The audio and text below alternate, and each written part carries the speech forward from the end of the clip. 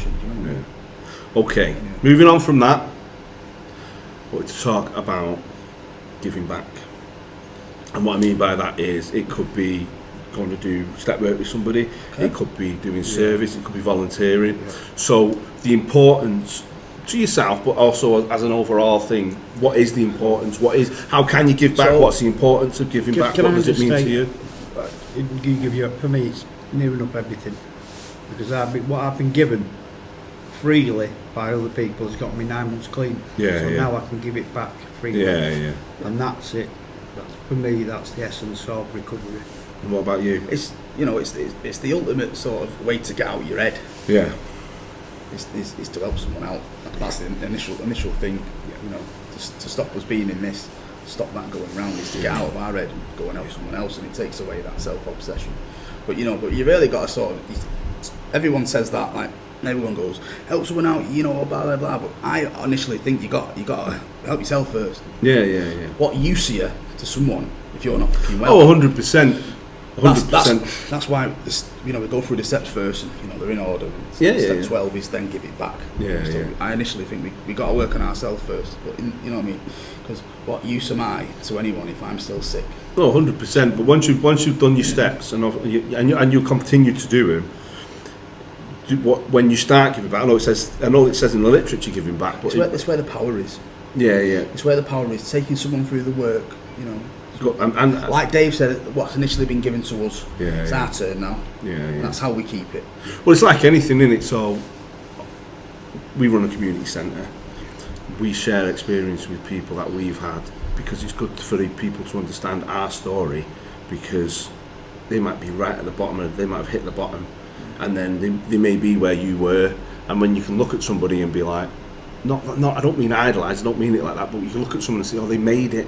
Not made it as in like they've got a Bentley, I mean made it as in they're still alive, or do you know what I mean? No. It is good to go back and go, no, actually, these are the difficulties you might face. I can't help you with all of them, but it's kind of like a path through the grass, isn't it? If you just keep walking, it'll make a pathway. Just being there for them, because I know what it's like to first come around and getting in the world of recovery, and I've not got me substance, me drinking, me drugs, and everything's naked. My feelings are there. It's horrible. So just to have a few people around you, just give it, just being there, present. That's the beauty of it. And that's all you want. Someone to be there, to comfort you, to comfort your feelings. Really sort of, really baby you in a way. So types of giving back. There's loads. So, for instance, when we talk about giving back, it doesn't initially have to be about a 12-step program. I think helping the neighbour, or just helping out in general is well. Dave will come and volunteer in the cafe. You'll come and volunteer in the gym. So you that's not necessarily recovery based, is it? You're just giving back. It's giving back. What I mean? Like I said, it's getting us out of our own head. Yeah. So it's better than isolating. So I think out of the program, obviously things like volunteering is a big thing. 100%. Do you know what I mean? If you've got the time to volunteer, it's selfless service. Yeah. You know what I mean? Yeah. We don't get anything out of it. Yeah. Selfless service. It's just good for us. Yeah. You know what I mean? We're not getting any money out of it. We're not getting anything out of it. It's just us helping someone out. I don't know what it does. It just makes you feel. Well, it makes you feel good anyway. Feel part of. Yeah, it does make you. I think volunteering and doing anything like that, when you're knowingly giving up your time for something, it does make a difference. And especially if you've got experience in stuff. It's like you in the gym. So some guys may come from Emmaus or whatever, and they might come in there and not know how to do this, that, and the other. And then you've been able to support them and give them knowledge, share the knowledge that you've got.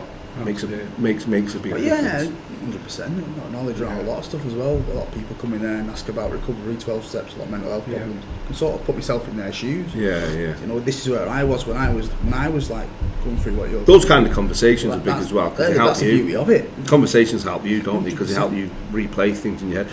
And oftentimes conversations like that help you, because they help you figure out something that you were even thinking of. Does that make sense? You've got something tied up in your own head, and then you start talking to somebody, and then you realise you kind of just helped yourself because you've worked their problem out for initially just said whenever we went back to the start of the conversation, it's getting us out of our own head. Yeah. Just like you said then. It's great. And you have conversations, people come into the cafe, like Kev the other week, come in the cafe. It's great when you see the light go on with people. The majority of people are led into NA in some way, shape or form. There's very few people that find their way into NA on their own back. Yeah. So I was brought into NA 4 years ago by my cousin. Even though I didn't take advantage of what I was learning then, I realised when I was in recovery, when it was a 12-step programme, I knew something was working because I stayed off for 4 months, got clean for 4 months. So I knew there was a process there that was working because somebody had taken me into the rooms. Now it's gone from strength to strength. But we're in a recovery environment where we have people coming and going all the time. And I know what it was like when that light switch went on. I thought, all right, this can work. Now we pass on our knowledge, passing it back, and you see somebody's light switch go on. You think, wow. Well, it's very noticeable in the house. I think you can notice people. We're in a unique situation because of the fact that you guys are still part technically of a recovery program, which is slightly different. So you can see where So I'll give you an example. I won't mention any names, but someone will come to me and they will say, "Oh yeah, Kieran's going to be helping me with my step work tonight," or something. And it was someone that I might have spoken to 2-3 weeks before, and he was struggling with certain things. And then they'll say, "Oh yeah, but Kieran said he's going to come and help me do my step work tonight." Or, do you understand what I mean? And then afterwards, the week after, I'll see them and they'll be like, "Yeah, I just needed to click." Do you understand what I mean? So I see it firsthand, and actually, to be fair, you may do, but you may not actually, because you don't get the feedback. But I see it firsthand where people come to me and say, "Well, that person said they were going to do this, and now they've helped me figure this out." Or, do you understand what I mean?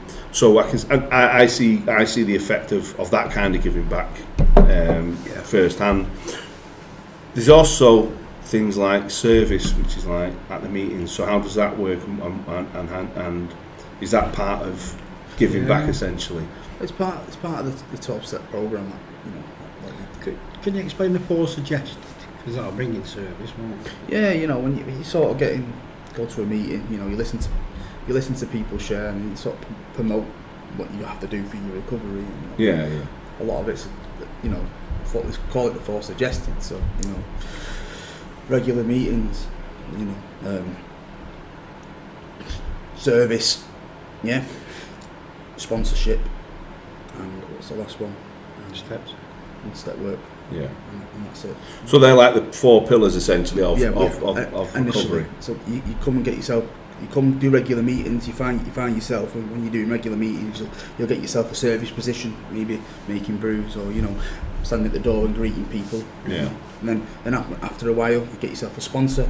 Start going through the 12 steps, and that's the 4 suggested. And this is outside of this. This is if you just turn up at an AA meeting or whatever. Yeah, that's just if you turned up at an AA meeting, an NA, a CA or any sort of anonymous type meeting that do promote a 12-step program.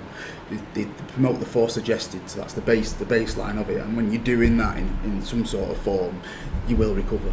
So if you commit to service, you've got to turn up to that meeting on a weekly. So you're going. There's a commitment to go to a meeting. And I suppose the same thing with a sponsor. It's both way around. Having the sponsor means that you don't want to let them down, but also being a sponsor means that you don't want to ever say 100%. unless something really bad's happened. That's the beauty of it. That's the beauty of the 12-step program is sponsorship. And that again is giving back. That's where the power is. So service and giving back. So what is, for people that don't know, how's that work? How's sponsorship? How do you find a sponsor? How do you become a sponsor? Is it fluid? Is there a process? Is it? Yeah. There's a process. I was told, connect with somebody through your phone, making phone calls, text messages in the morning, WhatsApp messages in the morning. Connect with people who you have something in common with. And then through that connection, you'll start talking to them when you see them at meetings.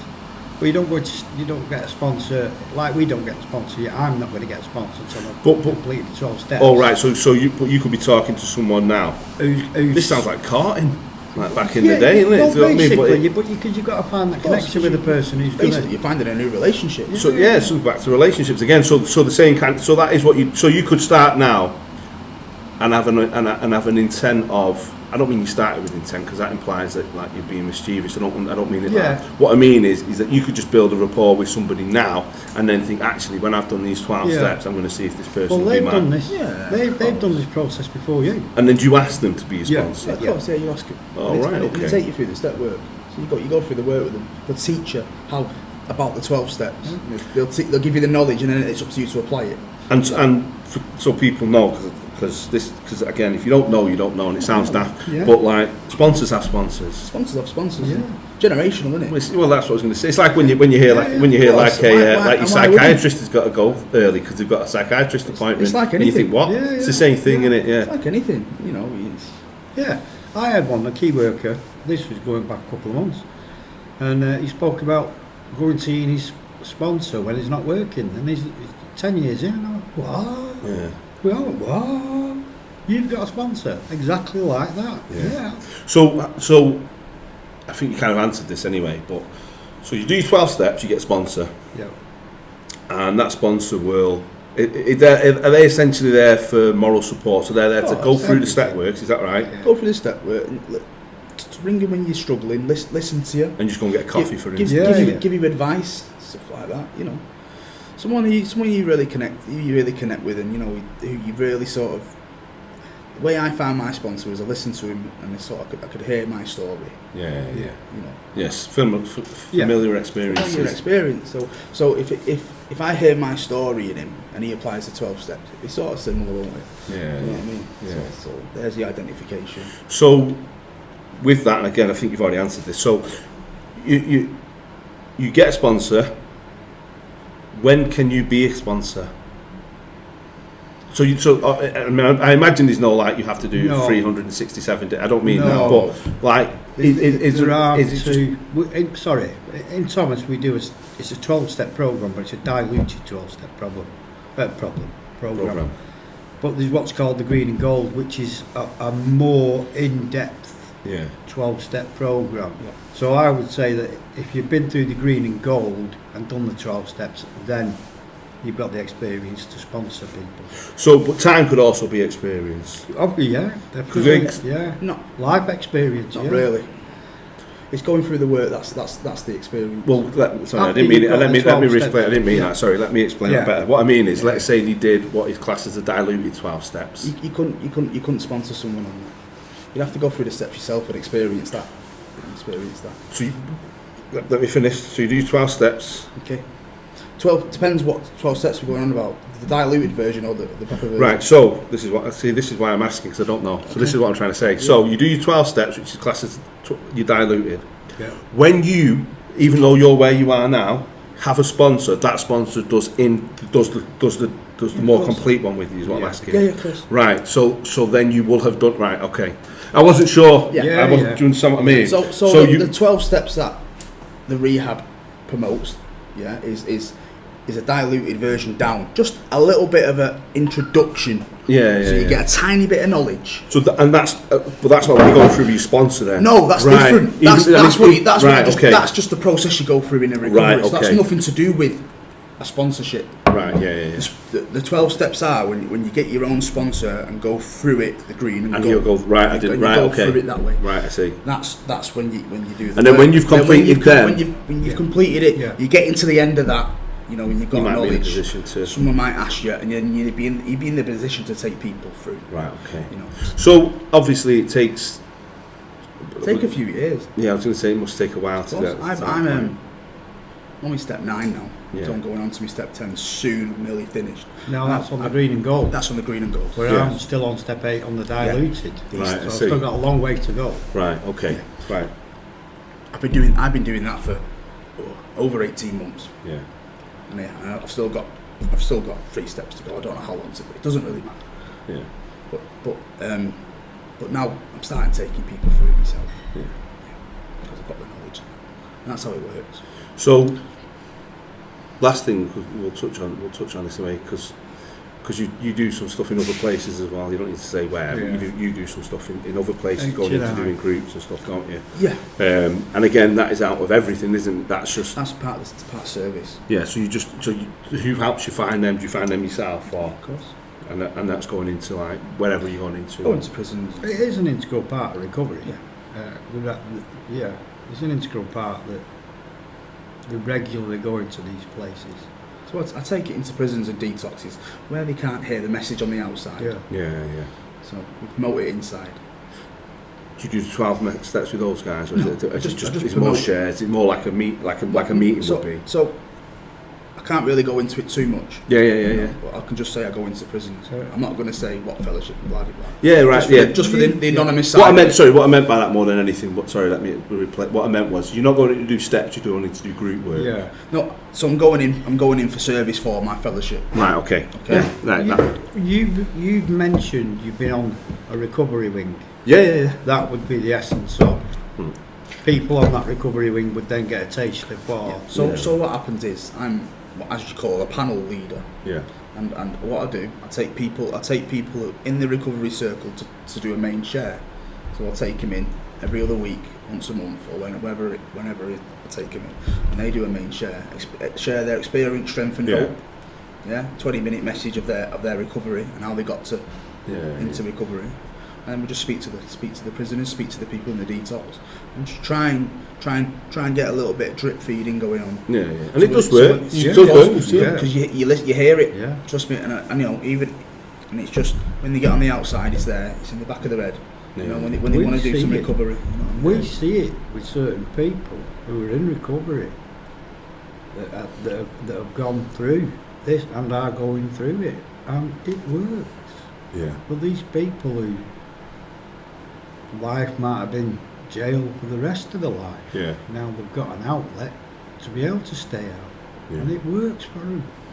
And it changes people. This stuff works. It changes people.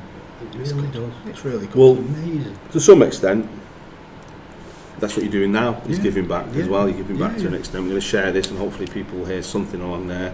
Even if it's Kieran's crappy dating pickup lines, they'll pick up something and go with it. But yeah, the idea is it's not. I'll work on them. Yeah, it's not. Listen, Dave's going to happily sit down. He'll sit down and do some work with you, won't he? To help him. No, but yeah. So I'll be single for life. Yeah. that's not true. Well, that's not a bad true. thing. I know. So Them lucky ladies. we Unlucky. No, lucky. You're not listen. there. Don't put yourself down. That's what I'm here for. Thanks, guys. You know, really trying to build my self-esteem here. Fucking rob my place on this show. Let me sit there. Get out of the way. No, listen.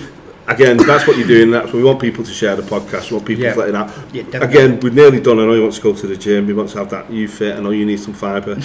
So before we do, just like every other week, we have a little thing where we say what this is. So this is a tricky one because people say it to me, and even I'm not quite sure. So you might come back to me and say, I don't quite know what you mean. Right? Triggers in regards to recovery. Okay. Now let me throw my 2p in here. Go on. Right? Oh, you've got 2p. Yeah, well, yeah. I fucking hate the word triggers, and do you know what it does? I do. No, Triggers you. it fucking triggers me. It does. I hate because back in the day, something used to just piss me off. Yeah. I don't mean it